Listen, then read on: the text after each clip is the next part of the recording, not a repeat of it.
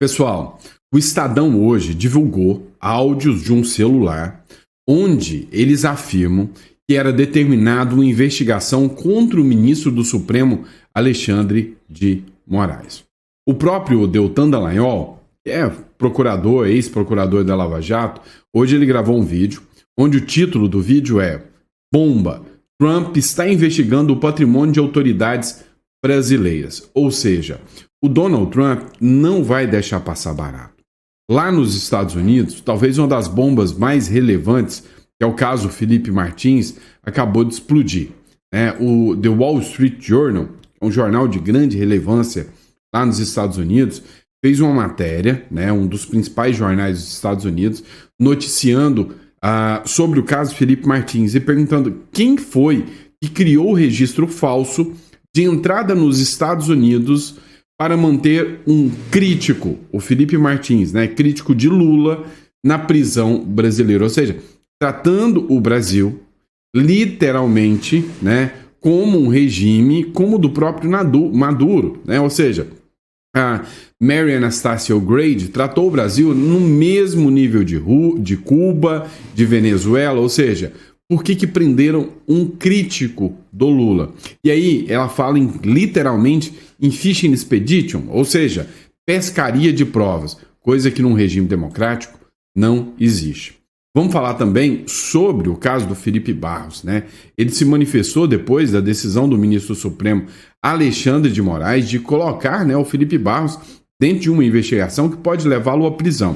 E outra questão, pela primeira vez, agora, a Praça dos Três Poderes, a esplanada, está totalmente fechada por ordem do ministro Alexandre de Moraes. Seria um estado de sítio, Estamos agora vivendo um estado de sítio, um estado de exceção, onde as pessoas não podem mais livremente passar, os turistas não estão mais podendo chegar perto de Brasília. O que está acontecendo? E aí, algo que envolve o deputado Hélio Lopes, aquele que foi realizar uma manifestação, vem à tona e isso é muito, muito preocupante. Tudo isso é tema desse nosso editorial, então seja muito bem-vindo ao nosso editorial aqui do nosso canal. É sempre um prazer enorme estar aqui com você, discutir um pouquinho sobre o que está rolando na política do Brasil e do mundo. Então, para você que está nos acompanhando, não esquece de se inscrever no canal, curtir, compartilhar. É sempre importante o seu apoio aqui no canal, além de que você terá sempre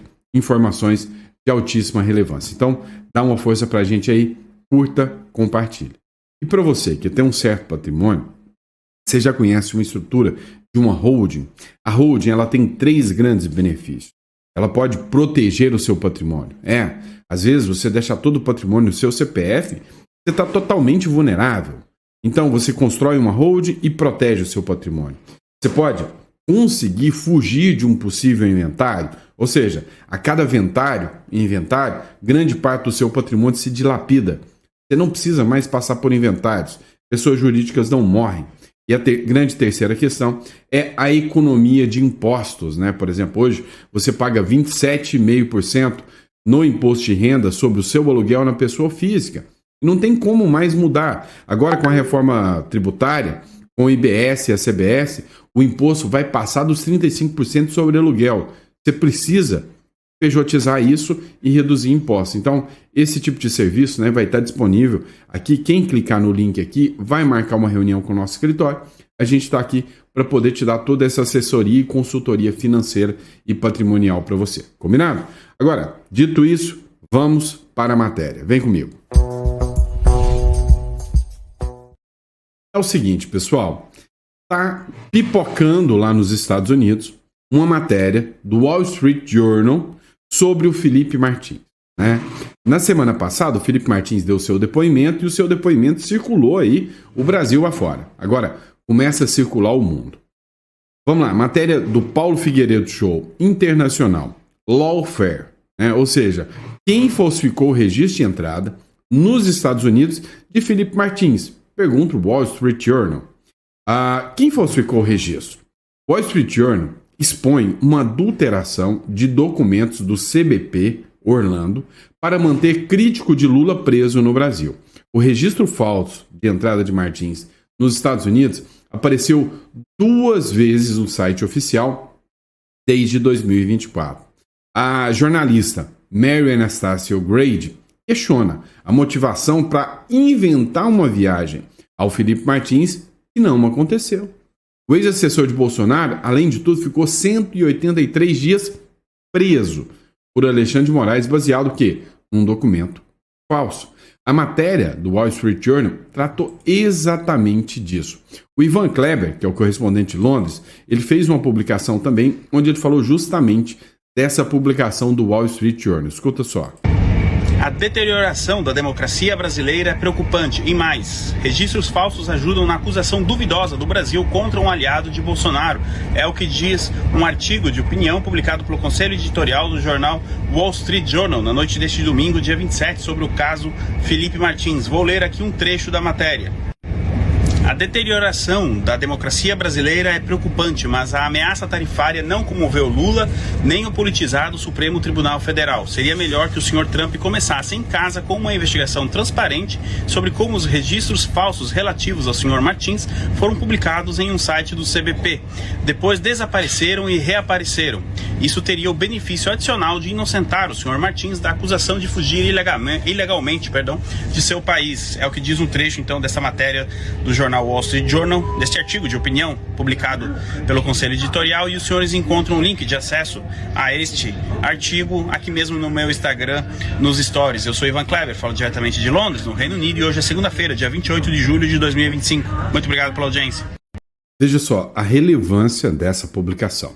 Ela fala, que inicialmente o próprio Donald Trump deveria começar com uma investigação interna sobre o caso Felipe Martins. Matéria do Área Militar também que publicou urgente. O Wall Street Journal acaba de publicar quem criou o registro falso de entrada nos Estados Unidos de Felipe Martins, crítico a Lula. Algo parece estar errado dentro do escritório da Alfândega de Proteção das Fronteiras em Orlando, na Flórida, onde um documento de entrada falso nos Estados Unidos de um ex-assessor do presidente brasileiro Jair Bolsonaro foi publicado em seu site oficial, não uma, mas 2 vezes, desde 2024.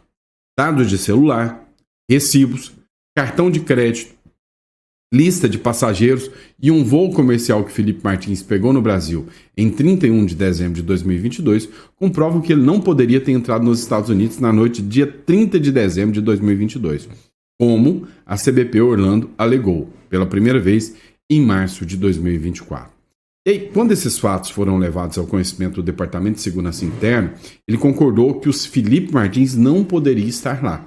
E aí iniciou uma investigação completa. Ou seja, a Ana Paula Henkel, ela já tinha feito inclusive um editorial, um vídeo, onde nesse vídeo ela falava que, de certa forma, essa investigação do Felipe Martins já ronda os corredores do Congresso norte-americano e que isso pode, inclusive, gerar prisão de autoridades. Mas não para por aí. Dá uma olhada. O Deltan Dallagnol, ele fez uma publicação ontem também com o título Bomba, Trump está investigando o patrimônio de autoridades brasileiras. Dá uma olhadinha nesse trecho aqui, porque literalmente hoje os ministros do Supremo Tribunal Federal estão na mira total do Donald Trump. Dá uma olhada nesse trecho aqui. O governo Trump. Mas os americanos estão indo com tudo para cima do patrimônio das autoridades brasileiras. Já estão investigando o patrimônio dos ministros. Olha aí comigo. O que é a Lei Magnitsky, né, Natália? Essa é uma lei que foi criada ainda na gestão do Obama e que, a princípio, mirava funcionários do Kremlin, funcionários russos que tivessem praticado atos graves de violação de direitos humanos ou de corrupção. E aí, então, quais eram as punições previstas? Restrição para entrada nos Estados Unidos, e isso já não seria mais uma questão, porque a gente sabe, por exemplo, que o Alexandre de Moraes já está com essas restrições, assim como seus familiares. Mas, além disso, proibição de transação em dólar com qualquer instituto, com qualquer instituição financeira que opere nos Estados Unidos.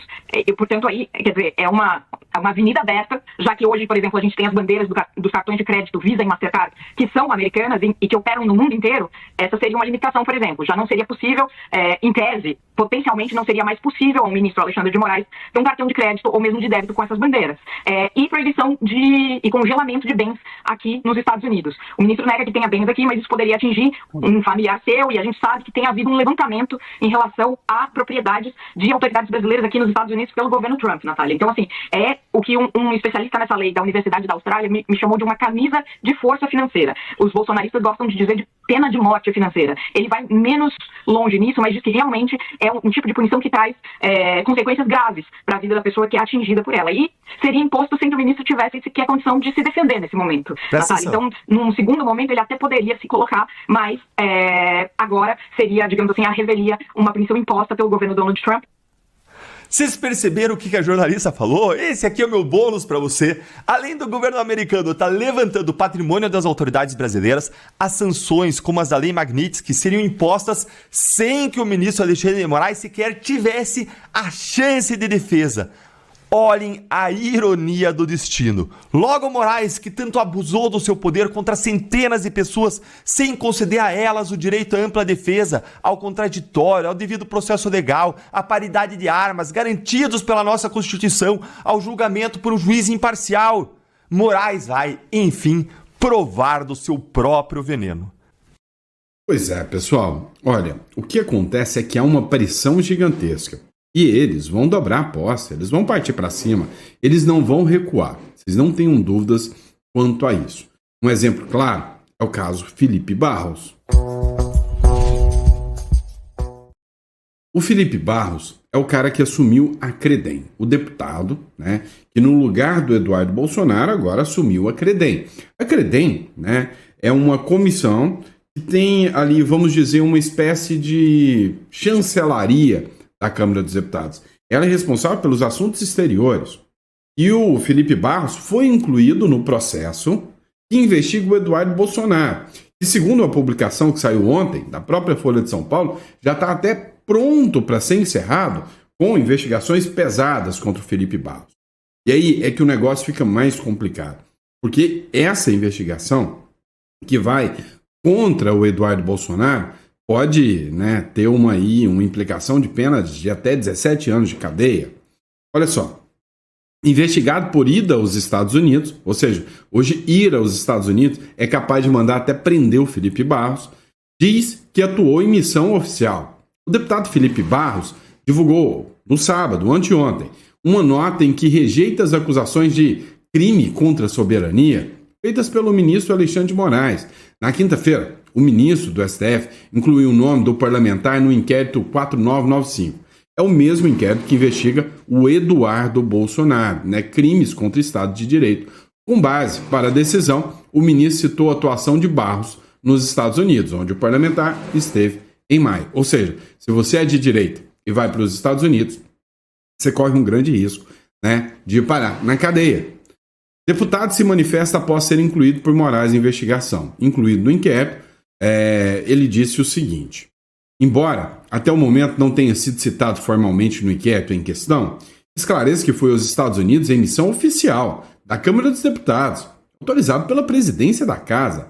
Reuni-me oficialmente com meus homólogos, presidente do Comitê de Relações Exteriores e presidente do Subcomitê de Inteligência da Câmara dos Deputados.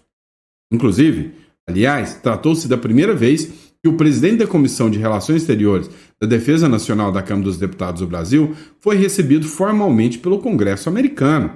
Vincular a missão oficial às sanções econômicas resultantes do alinhamento de Lula a autocracias do eixo do mal não passa de ficção para tentar destruir a reputação do meu trabalho no comando da Credem. Foi o que disse aqui o deputado Felipe Barros, né? E eu acho que o maior crime do Felipe Barros é ser aliado do Bolsonaro. Vamos lá, pessoal, mas não para por aí, não. Outro aliado do Bolsonaro também está na mira. Sabe, o Felipe Barros, ele que está sendo investigado agora, o presidente da Credem, ele simplesmente foi lançado pelo Bolsonaro como possível candidato a Senado, né? Então, uma possibilidade grande de vitória. E aí, você duvida que ele ficará inelegível? Vai ficar inelegível. Agora, dá uma olhada no áudio vazado pelo Estadão e você vai entender onde eu quero chegar, né, na minha análise aqui. Vamos dar uma olhada nessa matéria do Poder 360. Em 2007, o STF foi contra proibir atos na Praça dos Três Poderes. Agora, em 2025, o Alexandre de Moraes atendeu ao pedido do Procurador-Geral da República e vetou manifestação no local. O que essa matéria quer dizer? Quer dizer que a partir agora de uma decisão do ministro Alexandre de Moraes, ninguém mais pode se manifestar ou chegar perto da Praça dos Três Poderes. O que aconteceu? O deputado federal Hélio Lopes, mais conhecido como Hélio Negão, resolveu fazer um protesto silencioso. Sentou numa cadeira, colocou um esparadrapo na boca e tentou fazer um protesto. Um tempo depois, outro deputado, Cabo Gilberto, chegou para fazer, Coronel Crisóstomo, chegou para fazer a manifestação também. O ministro Alexandre de Moraes mandou a Polícia Federal fazer baculejo nos dois, investigar, tocou os dois e disse que nem na porta da Câmara e nem dentro da Câmara eles podem fazer manifestação mais. E agora, ninguém pode sequer chegar perto da Praça dos Três Poderes. Dá uma olhada nessa matéria do Poder 360. No sábado qualquer, a Praça dos Três Poderes estaria cheia de turistas. Mas 26 de julho, por ordem dada na sexta-feira, 25 de julho, o ministro Alexandre de Moraes, do Supremo Tribunal Federal, ordenou que a Praça dos Três Poderes, na capital Brasília, fosse fechada e agora está vazia, a não ser pela polícia. Durante a tarde, a polícia também instalou uma faixa adicional de grades de contenção. E segundo a PM, não há previsão de retomada das atividades turísticas até segunda ordem. Estou em frente à praça, onde o acampamento iniciado pelo deputado federal Hélio Lopes, do PL Rio de Janeiro, foi retirado pela PM. Hélio deixou o local na madrugada desse sábado, 26 de julho, por ordem imediata de remoção dada pelo ministro. O congressista, conhecido aliado do ex-presidente Jair Bolsonaro, do PL, fez protesto solitário no local, com um esparadrapo tampando a boca, vestindo uma camiseta com a bandeira de Israel e declarou estar em jejum de palavras. Segundo o magistrado, a decisão busca prevenir novos episódios semelhantes ao de 8 de janeiro. Para garantir a segurança pública e evitar novos eventos criminosos semelhantes aos atos golpistas ocorridos em 8 de janeiro de 2023, determina a proibição de qualquer acampamento em um raio de 1 quilômetro da Praça dos Três Poderes, esplanada dos ministérios. E, obviamente, em frente aos quartéis das Forças Armadas, escreveu Moraes na decisão. Vamos lá. Será que o ministro Alexandre de Moraes ou qualquer outro integrante do Supremo Tribunal Federal determinou o cancelamento dos descontos em folha dos aposentados para evitar novas fraudes? Acho que não, né? Será que em algum momento, determinou-se que deputados que eram alvos de mensalão e petrolão não possam mais lidar com emendas e recursos públicos para evitar, literalmente, o desvio de verbas públicas? Bem, não. Agora, o risco de um novo 8 de janeiro, esse é perigoso demais. Por quê? Por causa de uma manifestação de um deputado. Agora, o Estadão escancarou o quanto a imprensa é um braço do próprio sistema. Eu quero que você preste atenção nessa matéria e você verá onde essa matéria quer chegar. Escuta comigo. Mais de 7 mil arquivos foram extraídos do celular de Bolsonaro pela Polícia Federal. O conteúdo desse telefone nunca veio a público, até esse momento. Ô Técio, confirma se é verdadeira essa notícia aí, dá um retorno pra mim. Indício de desvio de recurso público? O que é isso? A galera tá me pressionando aí, com medo de prejudicar até o senhor mesmo, nas decisões lá. Vocês viram? Quando o cara não teme, indício de desvio de dinheiro público? O que é isso? Não tem nada disso, Tanto é que até hoje ele não é acusado de nada disso, diferente de outros presidentes por aí. Cada um teve acesso com exclusividade aos arquivos que incluem conversas de WhatsApp, mensagens de áudio, vídeos e documentos. Uma das conversas mostra que Bolsonaro orientou o deputado Hélio Lopes, do PL do Rio de Janeiro, a assinar o pedido de uma abertura... Opa, como é que é? Qual deputado mesmo? Peraí, Hélio Lopes? O mesmo da investigação da manifestação? Entendi. Peraí, então quer dizer que são mais de 700 mensagens há anos e anos que estão na mão da Polícia Federal, Não sei quantos gigabytes de mensagem, e aí, de repente, depois de uma manifestação do Hélio Lopes, a Polícia Federal deixa vazar uma informação de que o Bolsonaro orientou o Hélio Lopes a assinar a CPI de abuso de autoridade para poder investigar e pegar o Alexandre de Moraes. De CPI de abuso de autoridade de ministros do Supremo Tribunal Federal. A iniciativa mirava diretamente o ministro Alexandre de Moraes. Hélio Lopes enviou uma mensagem de áudio a Bolsonaro em 26 de abril de 2023, perguntando a opinião do ex-presidente sobre o assunto. Boa noite, presidente. A galera tá me pressionando aí, porque Eduardo, todo mundo assinou essa CPI de abuso de autoridade do TSE e do STF. E eu não assinei até agora porque, não queria entrar nessa bola dividida, com medo de prejudicar até o senhor mesmo, nas decisões lá. O que o senhor acha aí, mais ou menos? Bolsonaro respondeu em uma mensagem de texto. Foi curto e objetivo. Eu assinaria. Sempre existe a possibilidade de retaliações. Seu aliado entendeu o recado. Uma hora depois, ele respondeu: já assinei. Apesar da assinatura dos bolsonaristas, a CPI até hoje não saiu do papel. O conteúdo do celular também mostra que o ex-presidente tinha uma lista de transmissão para disparar informações contra o governo Lula e tentar exaltar o seu período como presidente. Vem cá, o Lula tem uma lista de transmissão para espalhar, informações contra o Bolsonaro. Qual que é a lista de transmissão? São as manifestações oficiais dele. A hora que ele fala, todos os jornais republicam os ataques do Lula ao Bolsonaro. Mas tá tudo bem, É a democracia, a República Tupiniquim aqui. Agora, alguém aí tem dúvidas? Me respondam se realmente esse avanço, tem ou não a ver, com calar opositores, calar o Hélio Lopes e mandar um recado para os demais deputados.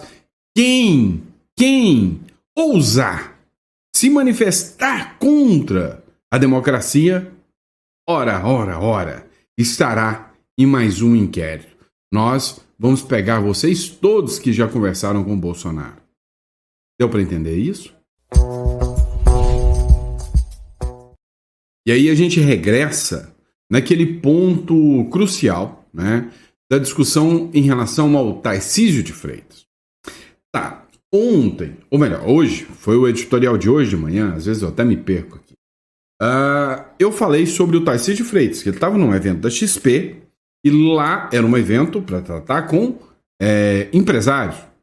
Talvez nem todos bolsonaristas, e que o Tarcísio não usou no discurso, a anistia, não usou no discurso, onde ele criticava as tarifas do Trump, defendendo para os empresários, ele não usou o argumento também, das ações do ministro Alexandre de Moraes. Ou seja, ele nunca vai para cima do STF. E eu disse, olha, eu concordo com o Tarcísio, não é hora do Tarcísio ir para cima dessa forma. Essa moça aqui, a Fabiana Barroso, ela escreveu o seguinte: governadores e demais. No evento da XP, dias após Moraes mandar prender deputado que se manifestava pacificamente e humilhar o governador do DF, escancaram uma covardia nacional. Fingem normalidade enquanto o país vive sob um regime de exceção. São cúmplices da tirania, todos sem exceção. Olha, eu já disse que a gente sabe o que está acontecendo no Brasil e tapar os olhos contra isso é hipocrisia. Tá? Agora, vem cá.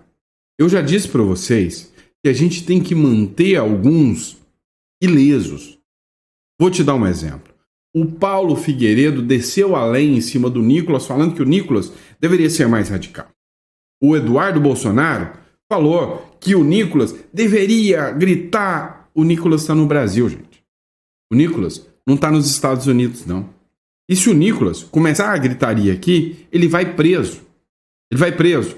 Então, sim, tem que ter a articulação, mas aqui dentro você tem que saber muito bem o que você fala. Esse é o Brasil de hoje em dia. E eu estou falando racionalmente. Olha, o Adrilles Jorge também fez algumas críticas, né, aos governadores. Dá uma olhada na crítica do Adrilles aqui.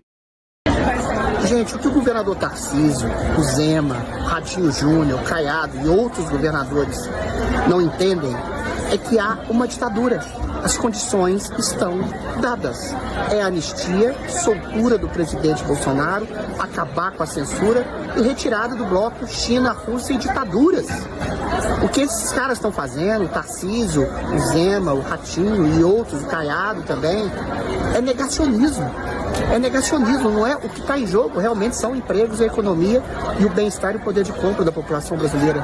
Mas o que está colocado na mesa, e esses negacionistas, esses governadores eleitos pela direita, está colocado na mesa que tem uma ditadura sangrenta, sanguinária, sórdida, imunda, que tortura, que deixa as pessoas morrerem na cadeia, exila pessoas. O que o governo Trump está querendo é que o Brasil se alinhe a países democráticos e se torne novamente uma democracia e expurgue os ditadores. Acorda, Tarcísio. Acordem, governadores. Tomem vergonha na cara. Não é uma negociação econômica, todo mundo está cansado de saber disso. Vocês, com a sua omissão, estão deixando pessoas morrerem na cadeia, serem arruinadas financeira, moralmente, fisicamente. Olha a família do Crezão chorando por ele, olha a família da Débora presa por um batom. Tenham vergonha na cara. Assumam que as negociações são humanistas, não são sociofinanceiras. Se há empregos que vão faltar, há vidas que estão faltando, e também pela omissão de vocês. Pois é, pessoal. A fala do Adrilles mostra, né, a existência de um racha real com relação à postura dos governadores. Há uma ala que diz que os governadores têm que manter a calma nessa hora. E que se os governadores comprarem uma briga maior, vai cair todo mundo. Enquanto o Senado não estiver pronto, né, para atuar. Ou seja, ou o resultado vem do Senado ou do porta-aviões no Lago Paranoá, né? E aí não viria de forma alguma dos governadores. Agora, o que vocês precisam entender? Qual é o desespero maior, né, por parte dos ministros? É que as manifestações já começaram. E agora, sem depender de políticos. Para que vocês possam entender, dá uma olhada nessa publicação aqui, lá da Rádio Brado, por exemplo. Confira as imagens de manifestação pela defesa de Jair Bolsonaro ocorrida no domingo, dia 27, no Farol da Barra, em Salvador. Ou seja, aqui não é organizada pelo Bolsonaro, não é organizada por políticos, ela é orgânica, ela simplesmente está acontecendo, né? O que a gente precisa entender? Isso aqui começa a preocupar, tá? Começa a preocupar. Por quê? Porque eles já fizeram de tudo. Prenderam manifestantes, 8 de janeiro, e o povo ainda não para de ir para as ruas. E aí, teve deputado tentando se manifestar sobre ordem de prisão, não se podem manifestar, né? E a grande questão que ficou é, olha, vocês não podem se manifestar a não ser que não seja 1 quilômetro. Vem cá, eu já defendi isso aqui, e eu não sei se vocês concordam comigo, tá? O meu posicionamento é, se todos os deputados da oposição fizessem, que seja, né, na Avenida Paulista, que seja a 1 quilômetro do Congresso Nacional, todos parassem para fazer greve de fome, o mundo veria isso. Mas eles não querem fazer também. Então, cá entre nós, vocês podem até falar que eu estou passando pano, mas jogar tudo isso nas costas dos governadores também não vai ser contraproducente. Mas olha só, essa é a manifestação do Farol da Barra. Manifestação bonita, né? Pessoal com bandeiras verde e amarela, sem agressão, sem violência. É o típico da direita. E aí o que acontece? Isso aqui incomoda o sistema de uma forma que vocês não têm noção, né? Não tem noção do quanto isso aqui incomoda. Vamos lá, olha só. Isso aqui já é uma publicação do Fábio Lopes. Ontem também, no domingo, teve buzinaço lá em Belo Horizonte, né? Ou seja, o povo está começando a fazer buzinaço, manifestação. Isso aqui foi orgânico. E começa assim, vai manifestando, vai aumentando, o povo vai mais, de repente, manda prender todo mundo, né? Argumentando que isso aí é um risco para a democracia. O povo se torna um risco para a democracia. Aracaju tem buzinaço em defesa da liberdade e do impeachment de ministro Alexandre de Moraes. Ou seja, as manifestações estão acontecendo. Olha só, vou deixar aqui para vocês verem aqui as manifestações que estão acontecendo em Aracaju. O povo está indo para a rua, é buzinaço, é orgânico. Ou seja, apesar do medo, né, no domingo, eu não tive muito tempo de gravar para vocês, mas eu coloquei o vídeo aqui de um influenciador que recebeu um áudio do pai falando: meu filho, pelo amor de Deus, para de falar, não fala mais nada sobre isso, para de falar, pelo amor de Deus. Quantas vezes eu já ouvi isso? Tá? Quantas vezes eu já ouvi isso? E o povo, mesmo com medo, está indo para a rua enquanto ainda é tempo. Porque se chegar a um nível mais acelerado, censura, do autoritarismo, acabou. Tá? Acabou. Não vai ter a menor possibilidade, né, de continuar, né, esse tipo de situação. Bom, e aí no próximo bloco, né, no próximo editorial, das 4 horas da tarde, eu quero falar com vocês, né, sobre algumas sanções que foram impostas a juízes e os efeitos reais disso, né, dentro da Lei Magnitsky. Bom, e é isso, pessoal. Para você que me acompanhou até agora, muito obrigado pela confiança, pela credibilidade. É sempre um prazer enorme e uma honra estar aqui com vocês. Bom, eu vejo vocês no próximo editorial. Grande abraço.